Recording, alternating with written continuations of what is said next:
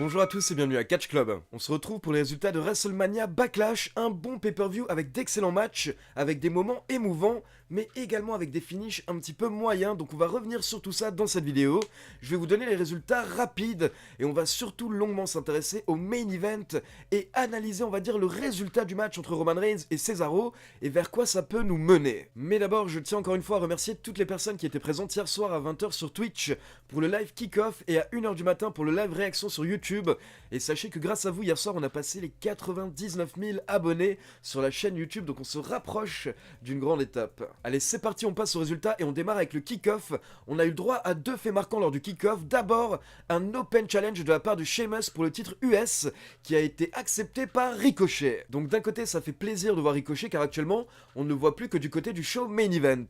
Mais derrière, comme vous pouvez l'imaginer, c'est bien Sheamus qui a remporté le match assez facilement, en une dizaine de minutes, après un énorme coup de genou. Et après le match, Sheamus a commencé à se vanter, mais Ricochet ne voulait pas écouter ça, donc il a attaqué le champion US et il lui a volé sa veste et son chapeau. Et le second fait marquant lors du kick-off, c'est que les Dirty Dogs, les champions par équipe de SmackDown, Robert Roode et Dolph Ziggler, ont attaqué Dominic Mysterio en coulisses. Du coup, on ne sait pas si Dominic pourra prendre part au match pour les titres par équipe plus tard lors de la carte principale. Et une dernière petite précision, sachez que le pay-per-view hier soir était sponsorisé par un film, Army of the Dead. C'est un film dans lequel va jouer Batista, et c'est un film dans lequel, pour info, il y aura des zombies. C'est une précision importante, comme vous allez le voir un peu plus tard. On enchaîne avec la carte principale et on démarre avec le match pour le titre féminin de Raw, avec la championne Rhea Ripley contre Asuka contre Charlotte Flair. Et je vous en avais parlé dans la vidéo pronostic, mais concernant les deux matchs pour les titres féminins de Raw et de SmackDown lors de WrestleMania Backlash, il n'y avait pas vraiment de doute par rapport au résultat, parce qu'il n'y avait aucune raison que Rhea Ripley et Bianca Belair perdent leur titre un mois après les avoir remportés à WrestleMania. Donc à la base, hier soir, on avait un match classique à 3, c'est-à-dire chacune des catcheuses qui prend l'avantage à un moment donné. Et au bout d'environ 15 minutes, Charlotte Flair se retrouve au bord du ring, et là Asuka lui met un coup de poing, puis Asuka court vers Charlotte Flair, mais Charlotte l'accueille avec un coup de pied. Donc forcément, Asuka est un petit peu KO dans le ring, et là Rhea Ripley en profite, elle lui porte le Riptide pour la victoire. Donc d'un côté, je suis très content que Rhea Ripley ait conservé son titre, mais d'un autre côté, j'ai pas vraiment compris le finish du match, car quand Ripley porte son finisher sur Asuka, Charlotte Flair est littéralement au bord du ring, et j'ai re-regardé le match, j'ai compté, elle a littéralement 10 secondes pour remonter sur le ring et pour intervenir, et elle ne le fait pas, elle ne brise pas le tombé, et c'était totalement illogique, car à ce moment-là, Charlotte Flair n'était pas assez KO à l'extérieur du ring pour ne pas pouvoir intervenir. Donc la WWE qui a mal booké le finish, je trouve, hier soir. Et attention, après le match, Rhea Ripley monte sur les cordes et elle fête avec son titre. Et on a Charlotte Flair qui la fixe du regard, et Charlotte Flair qui pointe vers la ceinture de championne de Raw. Donc apparemment, ce n'est pas terminé entre Rhea Ripley et Charlotte, mais par contre, bye bye Asuka. Ensuite, on a une vidéo qui nous montre l'arrivée de Bobby Lashley et MVP à l'arène un peu plus tôt, puis on passe en coulisses pour une petite promo de The Miz et John Morrison. The Miz n'est pas content d'avoir un Lumberjack match ce soir, et il en veut à John Morrison, car il dit que c'est de sa faute vu qu'il a perdu face à Damien Priest lundi dernier. Mais John Morrison dit à The Miz qu'il faut pas parler du passé, etc., ça c'est fini, ça c'est oublié. John Morrison promet à The Miz qu'il va aller parler aux bûcherons, aux Lumberjack, et il va les mettre de leur côté. Ensuite, on passe dans le bureau du médecin de la fédération, et on retrouve Rey et Dominic Mysterio, et on voit Dominic qui se tient les côtes, et directement le médecin dit que Dominic ne peut pas catcher ce soir. Mais Dominic dit que si, il peut catcher, il tente de se lever, mais clairement il a vraiment très mal aux côtes. Donc là, Rey Mysterio dit à Dominic, écoute, laisse tomber, ce soir ce n'est pas possible, mais tu auras ton moment, mais ce soir laisse-moi faire, je vais m'en occuper. Donc on enchaîne avec le match pour les titres par équipe de SmackDown qui se transforme en match handicap, avec les champions Robert Roode et Dolph Ziggler contre Rey Mysterio. Du coup, forcément, Rey Mysterio s'est fait exploser lors des premières minutes du match, parce qu'ils étaient à 2 contre 1, donc Rey Mysterio n'avait quasiment aucune chance. Mais pour ceux qui étaient présents hier soir lors du live, on l'a directement senti. On sentait que Dominic allait sûrement faire son entrée lors du match pour aider son père, et c'est ce qui s'est passé au bout d'environ une dizaine de minutes. Dominic fait son entrée en se tenant les côtes, il monte au bord du ring, et il va effectuer le relais avec son père, mais son père ne veut pas mettre Dominic en danger. Donc Rey Mysterio hésite et Robert Roode et Dolph Ziggler en profitent pour reprendre l'avantage, et là il s'acharne à nouveau sur Rey Mysterio pendant plusieurs minutes, jusqu'à ce qu'enfin Rey Mysterio effectue le relais avec son fils. Et même là, encore une fois, Rey Mysterio a hésité, mais il n'avait plus aucun choix, il était totalement démoli à ce moment-là, donc il fallait qu'il effectue le relais pour pouvoir pendant ce temps un petit peu reprendre ses esprits. Et au début ça se passe pas forcément très bien pour Dominic, mais au final le duo père-fils prend l'avantage, Rey Mysterio porte un 619 sur Robert Roode, puis il prend Dolph Ziggler et il l'explose à l'extérieur du ring, et derrière ça permet à Dominic de porter un frog splash sur Robert Roode pour la victoire. Donc hier soir, nous avons assisté à un moment historique car c'est la première fois de l'histoire de la WWE que nous avons un duo père et fils qui deviennent champions par équipe. Et honnêtement, comme je l'ai dit hier soir sur Twitter, ça ne pouvait pas tomber sur une meilleure personne que Rey Mysterio car Rey Mysterio est une légende. Rey Mysterio est quelqu'un qui a donné sa vie au catch. Rey Mysterio est sûrement le plus grand luchador de l'histoire et il a fait partie de ces catcheurs qui ont révolutionné le catch dans les années 90. Et puis c'est tellement beau cette image de Rey Mysterio et Dominic qui fêtent ensemble alors qu'on se rappelle qu'il y a 15 ans déjà dans les rings de la WWE, ils avaient eu leur première storyline avec Eddie Guerrero et justement petit clin d'œil, Dominic remporte le match avec le finish d'Eddie Guerrero, le Frog Splash. Donc vraiment c'est une histoire magnifique et bravo au Mysterio. Ensuite on passe en coulisses et on retrouve Jimmy Uso devant les vestiaires de Roman Reigns. Donc Jimmy Uso entre et là il retrouve son frère. Et encore une fois Jimmy Uso essaie de réveiller son frère en disant qu'il ne comprend pas pourquoi il est au service de Roman Reigns. Jimmy Uso dit que ce n'est pas normal que sur la porte des vestiaires il y ait uniquement le nom de Roman Reigns car selon lui il devrait y avoir les noms de Roman Reigns et de Jey Uso. Ou alors même mieux que ça, Jimmy Uso dit que son frère et lui devraient avoir leur propre vestiaire en tant que champion par équipe de SmackDown. Mais à la place apparemment Jey Uso préfère porter le sac de Roman Reigns et Jimmy demande à son frère s'il lave également le linge de Roman Reigns. Donc clairement c'est très tendu entre les deux frères et là nous avons Roman Reigns qui débarque. Donc tout le monde se tait. Jimmy Uso regarde Roman Reigns et il dit qu'il voulait simplement lui souhaiter bonne chance car ce soir il en aura besoin. Puis on retrouve John Morrison qui est devant les vestiaires des Lumberjacks, des bûcherons pour le match entre The Miz et Damian Priest. Donc John Morrison rentre dans les vestiaires et là on s'attend à voir des catcheurs mais à la place on trouve des zombies. Vous comprenez maintenant pourquoi est-ce que je vous ai précisé le sponsor de la soirée? Donc là John Morrison est en panique et il va expliquer ce qu'il a vu à The Miz. Mais The Miz ne le croit pas, il dit que John Morrison délire et c'est son imagination qui lui joue des tours. Donc derrière on enchaîne avec Damian Priest contre The Miz accompagné par John Morrison et alors que The Miz fait son entrée, d'un coup The Miz et Morrison sont entourés par des zombies et en fait les zombies vont être les Lumberjacks, ils vont être les bûcherons lors du Lumberjack match. Donc The Miz et John Morrison sont en train de paniquer et John Morrison préfère prendre la fuite. Et donc pour vous expliquer en gros c'était une opération de communication, c'était une opération marketing pour mettre en avant le film Army of the Dead car comme je vous l'ai expliqué c'était le sponsor hier soir. Et donc derrière on avait les zombies qui jouaient le rôle de bûcherons lors du match donc ils étaient autour du ring et ils essayaient même de choper les catcheurs. Et d'un côté on avait The Miz qui avait totalement peur des zombies alors que Damian Priest lui à chaque fois qu'il se retrouvait à l'extérieur du ring il se battait avec les zombies, il n'en avait rien à foutre. Puis au bout de quelques minutes The Miz et Damian Priest se sont retrouvés tous les deux à l'extérieur et là ils ont travaillé ensemble, ils ont collaboré pour essayer d'exploser un maximum de zombies. Puis quand ils sont remontés dans le ring, The Miz était tout content, il voulait même checker Damian Priest.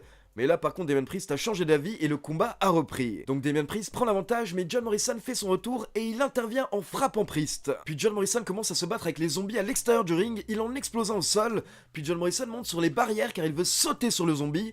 Mais alors que Morrison est sur la barrière, d'un coup, on a deux zombies qui sortent de nulle part et qui commencent à tirer John Morrison au sol. Et mesdames et messieurs, je crois que derrière, ils l'ont mangé. Et The Miz est dans le ring et il voit ce qui se passe, il voit cette scène, donc il est sous le choc. Ça distrait The Miz et pendant ce temps, ça permet à Damian Priest de porter son finisher pour la victoire. Et attention, après le match, Damian Priest sort rapidement du ring parce que tous les zombies sautent sur The Miz et ils commencent à s'entasser sur lui. Je crois qu'ils l'ont également mangé. Alors juste pour donner mon avis par rapport à ce match, déjà j'aimerais honnêtement dire que j'ai pas trouvé ça ridicule, car honnêtement pour regarder le catch depuis plus de 20 ans, j'ai déjà vu des choses bien pires, des choses bien plus ridicules, donc des zombies dans un match de catch ça ne m'a pas particulièrement choqué on va dire, et surtout je me dis que si j'étais gosse, si j'étais enfant, j'aurais vraiment kiffé le délire de zombies dans un match de catch, je pense que j'aurais trouvé ça vraiment intéressant. Mais voilà, en tant qu'adulte ça m'a simplement fait sourire on va dire, mais comme je vous l'ai dit perso j'ai pas trouvé ça ridicule. Maintenant j'aimerais bien avoir vos avis dans les commentaires par rapport à ces zombies. Ensuite, nous avons une petite pub qui nous annonce que cette année, le pay-per-view Hell in a Cell va être déplacé.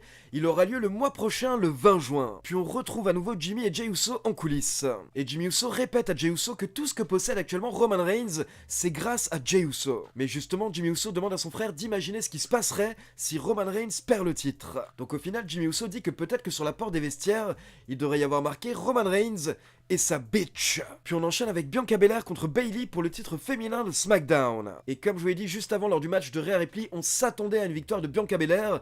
Par contre, malheureusement, on a eu un finish légèrement botché. Car en fait, plusieurs fois lors du match, Bianca Belair a fait peur à Bayley avec sa natte. Mais à la fin du match, c'est Bayley qui a utilisé la natte de Bianca Belair à son avantage. Et à la fin, Bayley voulait porter son nouveau finisher, le Rose Plant, en cédant de la natte de Bianca Belair. Mais là, Bianca Belair a retourné la prise en petit paquet et elle a effectué le tombé sur Bayley en retenant cédant les jambes avec sa natte. Donc Bianca Belair remporte le match en cédant sa natte pour effectuer le tombé, mais le problème c'est que lors du tombé, les mains de Bianca Belair ont un petit peu glissé, et donc en fait elle n'a pas vraiment réussi à effectuer le tombé comme elle le souhaitait, elle ne s'est pas vraiment aidée de sa natte au final. Et c'est dommage parce que tout le résultat et l'après-match reposait sur le finish, car après le match on a Bayley qui va se plaindre auprès de la table des commentateurs en disant que Bianca Belair a triché en cédant de sa natte lors du tombé, mais quand vous regardez le ralenti vous vous rendez compte qu'au final même pas, parce que Bianca Belair n'a pas réussi à tenir sa natte. Puis on passe en coulisses pour une petite promo de MVP qui nous explique qu'il n'est pas inquiet pour le match ce soir, mais par contre il faut avouer que dans un match à 3, le champion n'est pas forcément dans la meilleure situation, car il peut perdre le titre sans même perdre le match. Car si McIntyre effectue le tombé sur Strowman, ou si Strowman effectue le tombé sur McIntyre,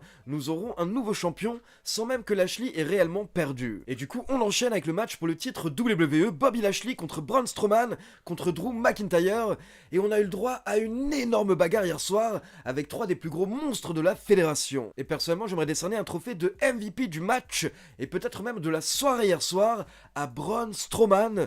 Strowman qui ne fait pas forcément partie de mes catcheurs préférés, mais Strowman qui a vraiment été très impressionnant hier soir lors de ce match, de 1 par sa puissance, mais de 2 également par son agilité. Mais au bout de quelques minutes, McIntyre se débarrasse de Strowman avec un Claymore Kick qui fait passer Strowman par-dessus les barrières. Donc derrière, on a McIntyre et Lashley qui se battent 1 contre 1 pendant quelques minutes. Ils se battent jusqu'au niveau de l'entrée, et là on a McIntyre qui fait passer Lashley à travers le décor, à travers les panneaux en LED, et Lashley qui disparaît limite. Mais là, Strowman réapparaît, donc le match continue avec Strowman et McIntyre qui retournent vers le ring, et Strowman fait passer McIntyre à travers la table des commentateurs. Puis Braun ramène McIntyre dans le ring pour lui porter un power slam, mais McIntyre le contre avec un Claymore Kick. Donc on pense que McIntyre va remporter le match, mais non, car Bobby Lashley sort de nulle part, il se débarrasse de Drew McIntyre, puis il porte un spear à Braun Strowman pour la victoire. Donc Strowman ne pouvait rien faire car il s'est pris un Claymore Kick puis un spear, et Bobby Lashley qui a été très intelligent car il est revenu pile au bon moment pour pouvoir conserver son titre. Mais attention, après le match on peut voir McIntyre qui fixe le champion, et l'histoire entre ces deux n'est pas encore totalement terminée, j'ai l'impression. Puis on enchaîne avec le main event de la soirée, Roman Reigns contre Cesaro. Et donc d'abord nous avons le droit à l'entrée de Cesaro, et ensuite on passe en coulisses, on retrouve Roman Reigns et Jey Uso, et là Jey Uso essaye de motiver Roman Reigns, et il dit que comme d'habitude, il sera à ses côtés au cas où. Et là Roman Reigns n'apprécie pas du tout le au cas où de Jey Uso, il lui demande pourquoi il dit ça. Reigns dit que quand il entend Jey Uso parler, il commence à entendre de plus en plus Jimmy Uso. Donc le champion dit à Jey Uso que peut-être qu'il ferait mieux d'aller être aux côtés de son frère, et il renvoie Jey Uso, et du coup derrière Roman Reigns fait son entrée sans Jey Uso, uniquement avec Paul Heyman. Et là la première remarque que je vais faire par rapport au main event, c'est que hier soir partout sur Twitter, je lisais match de l'année, donc ça vous donne une idée du niveau du match hier soir entre Roman Reigns et Cesaro. Et comme d'habitude on avait un Roman Reigns qui racontait une histoire, on est passé du Roman Reigns qui était totalement sûr de lui en début de match, et qui souriait, qui rigolait, à un Roman Reigns beaucoup plus frustré à la fin, et l'histoire du match c'est que Roman Reigns a travaillé sur le bras droit de Cesaro, le bras que Cesaro utilise notamment pour ses manchettes, pour son swing, etc. Du coup forcément ça a fortement diminué Cesaro hier soir lors du match. Et vers la fin, malgré la douleur, Cesaro a utilisé son bras pour porter ses manchettes, pour s'acharner sur Roman Reigns, et à un moment il a même réussi à porter un sharpshooter puis un crossface à Roman Reigns, et là franchement il était à 2 doigts de la victoire. Mais Roman Reigns a repris l'avantage, il a porté sa guillotine choke une première fois, et la première fois Cesaro s'en est sorti en portant un slam sur Roman Reigns. Mais quelques plus tard, Roman Reigns a reporté sa guillotine choke, et cette fois-ci Cesaro a à nouveau tenté un slam, il a slamé Roman Reigns dans le ring, mais là Roman Reigns n'a pas lâché prise, et derrière Roman Reigns n'a plus jamais lâché prise, il a continué sa guillotine choke jusqu'à ce que Cesaro perde connaissance, et donc l'arbitre a dû arrêter le match et donner la victoire au chef tribal. Donc Roman Reigns remporte le match tout seul comme un grand sans tricherie. Je sais que beaucoup d'entre vous se plaignaient du fait que Roman Reigns doit tout le temps tricher pour gagner, bah là il vient d'enchaîner 2 grosses victoires tout seul, clean, contre Daniel Bryan il y a quelques semaines à SmackDown, et hier soir contre Cesaro dans un excellent match de plus de 20 minutes, et après le match on a Jey Uso qui fait son entrée avec un collier, et il met le collier autour de la tête de Roman Reigns, encore une fois pour déclarer que Roman Reigns est le chef tribal. Puis Jey Uso veut se battre, il veut s'en prendre à Cesaro, donc il demande l'autorisation à Roman Reigns, et Roman Reigns lui dit vas-y fais-toi plaisir, donc Jey Uso saute sur Cesaro et il le démolit. Jey Uso monte sur la 3ème corde pour porter son splash sur Cesaro, mais là d'un coup, il est interrompu par l'entrée de Seth Rollins. Seth Rollins encore une fois dans un costume magnifique fait son entrée, il monte sur le ring, et là, il confronte Roman Reigns, et tout de suite, vous sentez l'électricité dans l'air, les 2 anciens membres du Shield face à face dans le ring. Mais d'un coup, Seth Rollins sourit, Il n'est pas là pour Roman Reigns, il est là pour Cesaro. Donc Seth Rollins saute sur Cesaro et lui aussi démolit Cesaro à la fin du show. En effet, le show se termine avec Rollins qui attaque Cesaro avec une chaise, puis il place le bras de Cesaro dans la chaise et il jette le bras contre le poteau de coin de ring, puis il enchaîne avec un stomp sur Cesaro à l'extérieur du ring. Et donc je vais essayer d'être rapide, mais j'ai plusieurs remarques par rapport à ce finish, par rapport à la fin du match. D'abord, vraiment excellent match qui permet à Cesaro de ressortir grandi malgré la défaite. Mais en toute honnêteté, je dois avouer que je suis assez étonné que Cesaro ait perdu clean, car du coup en fait Cesaro n'a aucune raison, on va dire, d'avoir un rematch par exemple, alors que j'espérais qu'il continue sa rivalité avec Roman Reigns. Et le fait que Rollins attaque Cesaro nous fait justement penser qu'apparemment Cesaro va directement sortir du main event et il va retourner dans sa rivalité avec Rollins. Du coup, pour les fans qui s'attendaient à voir Cesaro champion du monde un jour, forcément on est déçus, mais à mon avis en fait c'est peut-être une fausse piste de la part de la WWE, et je me dis qu'actuellement il y a plusieurs choix possibles, mais je vais vous citer 3 choix. Donc choix numéro 1, la WWE a fait exprès de faire perdre Cesaro de manière clean, puis de le remettre dans une rivalité avec Seth Rollins, comme ça les fans de Cesaro vont penser qu'il s'éloigne déjà du titre, mais dans quelques semaines ou quelques mois il aura une nouvelle opportunité. Le choix numéro 2, ce serait qu'en fait on continue lors des prochaines semaines avec une rivalité à 3, avec Roman Reigns, Cesaro et Seth Rollins. Et le choix numéro 3, ce serait qu'en fait la WWE retire réellement Cesaro du main event, et qu'en fait il est placé dans le main event uniquement un mois juste pour nous faire plaisir, et derrière il retournerait tristement dans le mid-card. Donc ça, ce sont 3 possibilités parmi beaucoup d'autres. N'hésitez pas à me dire ce que vous en pensez dans les commentaires. Mais l'autre remarque que j'aimerais faire également, c'est que la WWE devrait vraiment construire des main eventers secondaires, parce qu'actuellement ça manque de star power, ça manque de main eventers, je n'arrête pas de le répéter. Hier soir après le show, je suis allé faire un tour sur la page du roster de SmackDown pour voir si Cesaro passe à autre chose, qui pourrait potentiellement être le prochain adversaire de Roman Reigns. Et franchement, il n'y a pas des millions de choix, à part potentiellement Big E. Et encore, Big E n'a jamais vraiment été hypé comme un main eventer, donc d'abord il y aurait du travail à faire sur Big E. Donc vraiment ça manque de main eventer secondaire. Pour faire une comparaison aux années 90 ou aux années 2000, par exemple prenons la fin des années 90, on avait The Rock et on avait Steve Austin, mais il y avait également d'autres mecs qui remportaient le titre de temps en temps à côté d'eux, par exemple Kurt Angle, par exemple Chris Jericho, par exemple Chris Benoit, par exemple Kane. Il y avait également des main eventers qui n'étaient pas forcément au niveau de Stone Cold Steve Austin ou de Rock, mais qui étaient tout de même des menaces concrètes. Pareil, quand par exemple John Cena et Randy Orton étaient les têtes d'affiche de la WWE pendant 15 ans, vous aviez tout de même Edge à un moment qui était champion, vous aviez CM Punk, vous aviez Daniel Bryan. Il faut qu'il y ait d'autres main eventers que les têtes d'affiche, que les visages de la fédération, pour que le show ait plus d'intérêt, pour que le show soit plus intéressant. Et actuellement le problème c'est que par exemple du côté de SmackDown, à part Roman Reigns et Seth Rollins, bah où sont les main eventers? Où sont ces autres têtes d'affiche? Donc voilà, c'est tout pour le résultat de WrestleMania Backlash. Maintenant c'est à vous comme d'habitude. N'hésitez pas à me laisser vos avis dans les commentaires.